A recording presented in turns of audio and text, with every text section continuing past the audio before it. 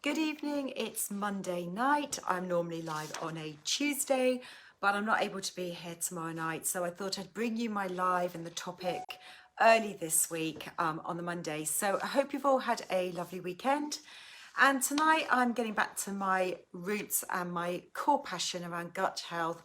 And the role of intermittent fasting and why it's not only beneficial for healthy aging and for weight loss, but how it can really be helpful for gut health as well. And I want to explain this and the reasons why. When we start to understand some of the reasons behind these concepts, it can really help us to possibly introduce these things into our life. So intermittent fasting, it's really evolved over the last 10 years, less so last 5 years.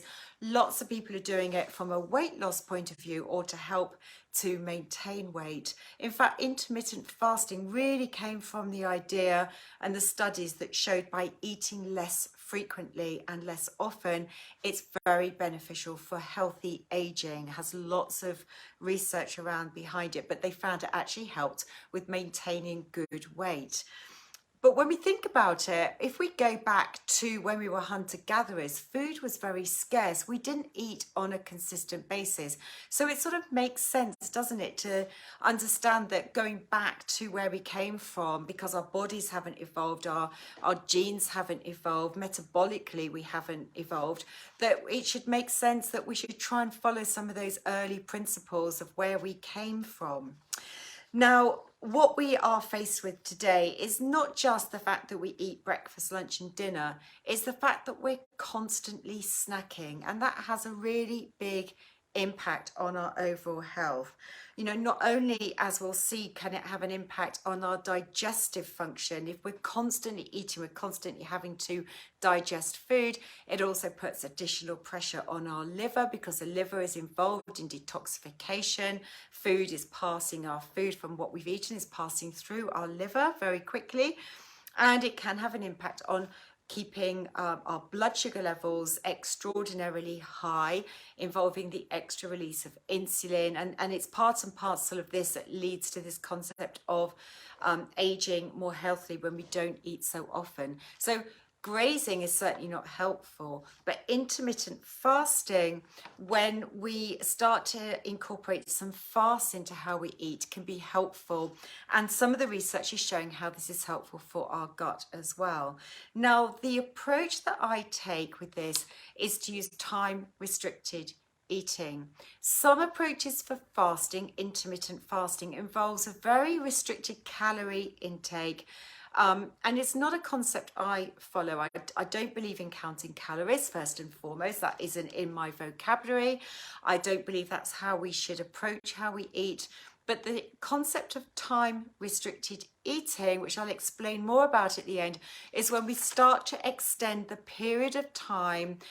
And the one I like to use is between dinner and breakfast, and we don't do that every single day. So I'll explain how I incorporate this, and I encourage some of my clients to incorporate this in their life, but it's not actually every single day. So what is the research with regards to our gut health on this? Now, let's start with understanding the gut barrier. When we think about this tube that goes from our mouth right the way down to the very end where food eventually comes out, the rectum, this gastrointestinal barrier, call it a barrier because it's actually external to us. You know, it's only when the contents of the gut actually get through into the bloodstream that it's part and parcel of us and our makeup. Up until that point, it's actually sort of external. It's in us, but it's external, with this concept of the barrier that separates that and us, and the internal part of us is very, very important to understand. Now, the cells lining this gut, the barrier, the epithelial cells, are replaced every few days. Because food creates a lot of wear and tear, food is passing through, those epithelial cells get damaged very, very quickly, and there's a very quick turnover of those cells. So even in ideal circumstances, the cells are renewed every 4 days roughly. But if we're eating more frequently, then the cells are likely to have a much quicker turnover. That requires a lot more nutrients to produce new cells, and those nutrients might be in short supply. So the epithelial cell turnover may not be as great. And so that may lead to more of a damaged gut barrier. Now, the gut mucosal barrier, so you've got a mucus layer on the epithelial layer. This mucosal layer is where some of these bacteria love to thrive. They feed off this mucus, and in turn, what they produce goes on to feed other bacteria. So we've got the epithelial cells, and then it's lined with mucus. And this mucin layer, mucosal layer, feeds bacteria. Some of them live in there. It's very comforting home for them, and it's very, very important. Now, what they found by studying intermittent fasting was to look at people for religious reasons who follow Ramadan. Ramadan is where people don't eat between sunrise and sunset. They have this very extended period of time, depending on when it is during the year with Ramadan, where people don't eat, they only have water in that time. And so studies have been done looking, because it's a very reliable indicator, because people are not eating at all, as to what impact metabolically and in other ways. So some researchers in China and the Netherlands have started to study the impact of the gut. And what they found was certain strains of bacteria for those that were following Ramadan were increasing through Ramadan. Some really beneficial strains of bacteria, and those that thrive in this strong mucosal layer when it is strong, were increasing during Ramadan.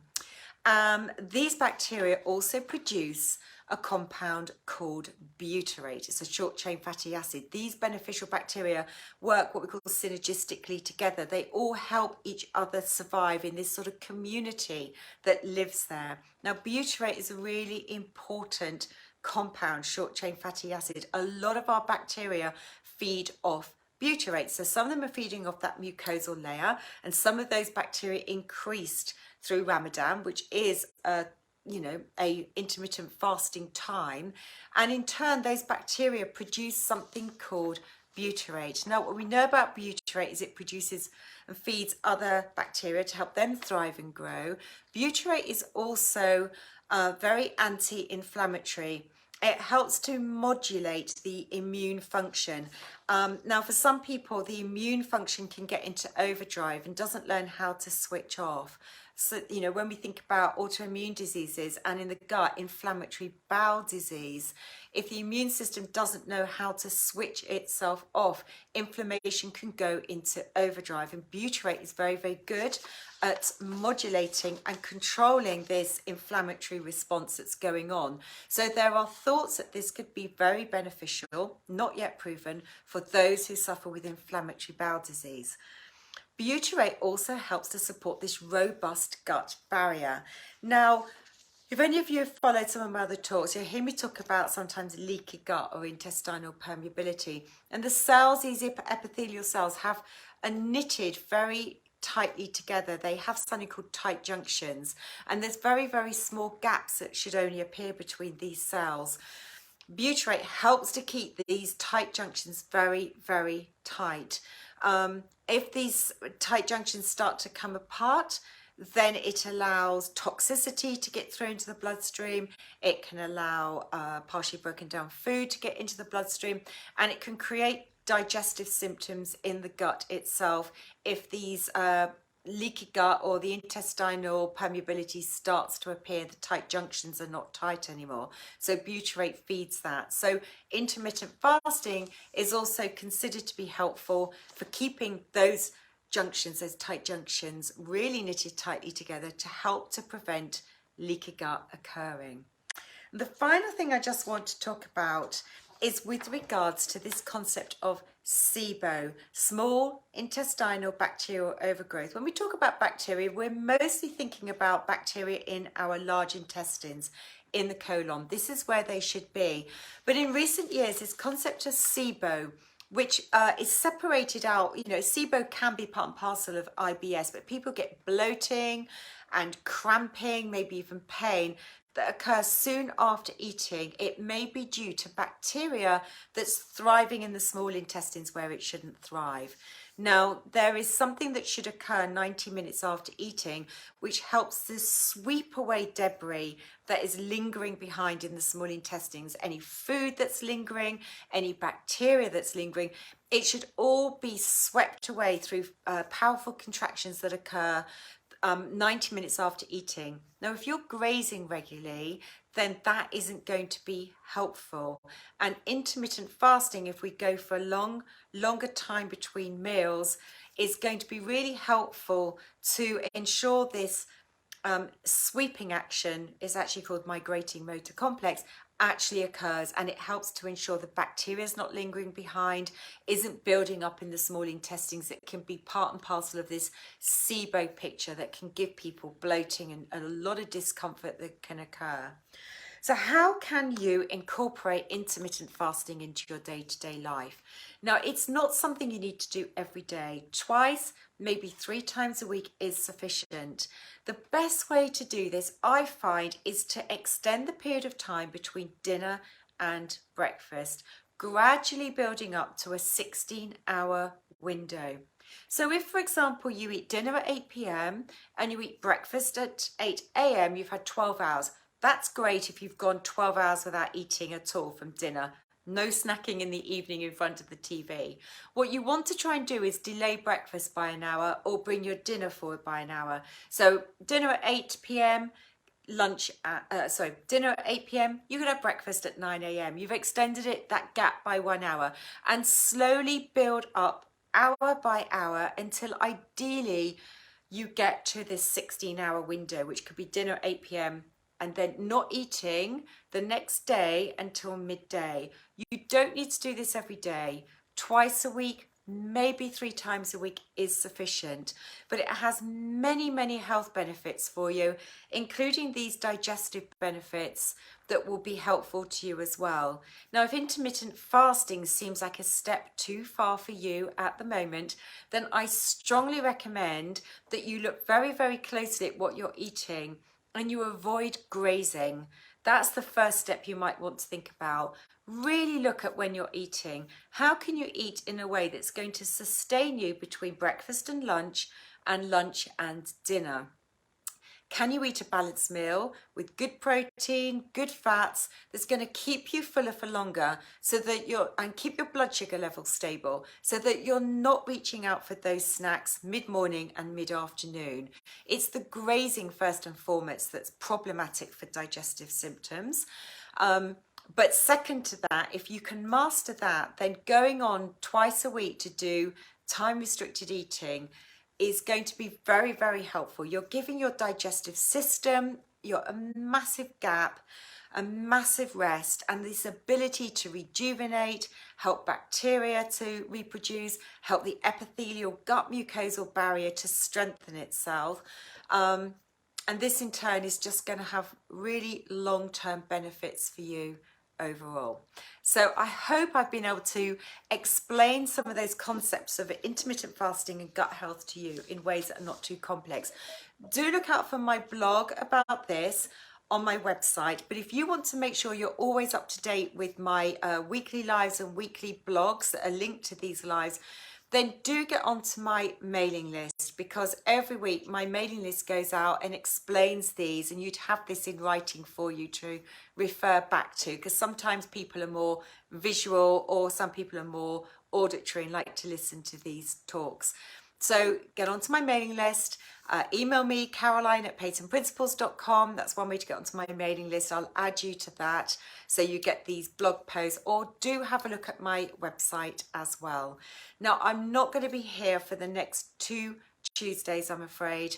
I am going to be away, and it does affect my Tuesday talks, even though I'm only away for just over a week. But I'll be back mid-October on the Tuesday night for my next installment.